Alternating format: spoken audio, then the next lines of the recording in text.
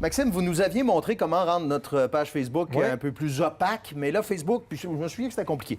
Facebook simplifie la tâche. Là. Une semaine jour pour jour. Et pourquoi on en parle autant? C'est quand même 2 milliards d'utilisateurs dans le monde. Ça nous touche dans notre quotidien. C'est notre vie privée, mais la vie démocratique aussi, parce qu'il y a été question de manipulation politique dans ce cas-ci. Donc, dans l'annonce d'aujourd'hui, on veut vraiment modifier les outils dans nos paramètres de sécurité, de confidentialité. Mais comme le dit le journal Le Monde, ça n'aurait rien changé au stratagème du scandale Cambridge Analytica. Il y a encore beaucoup de travail à faire. On pourra donc télécharger et supprimer toutes nos données récoltées par la firme américaine et les supprimer. On pourra revoir d'une façon plus facile, plus accessible sur notre application mobile notamment, tous les paramètres de sécurité et de confidentialité. Tout ça découle, Bruno, du scandale, je le disais, Cambridge Analytica d'il y a 2 semaines où on a appris que 50 millions d'utilisateurs Facebook ont vu leurs données être utilisées notamment dans l'élection de Donald Trump aux États-Unis en 2016, mais ça aurait aidé aussi à la victoire du oui dans le Brexit au Royaume-Uni, selon un lanceur d'alerte. Le grand patron de Facebook, Mark Zuckerberg, est sommé de s'expliquer.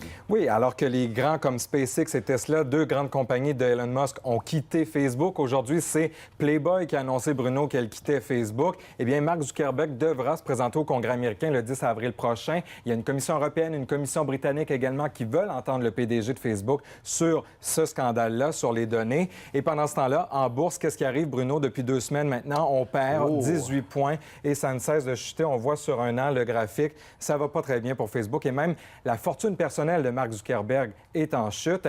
Et ce qui est intéressant aujourd'hui, à Toronto, il y avait un sommet de Facebook et une des représentantes a dit qu'il faut vraiment qu'on fasse mieux dans l'avenir pour Facebook parce que sinon, les gens vont perdre crédibilité et confiance envers Facebook. Et ce graphique en dit là.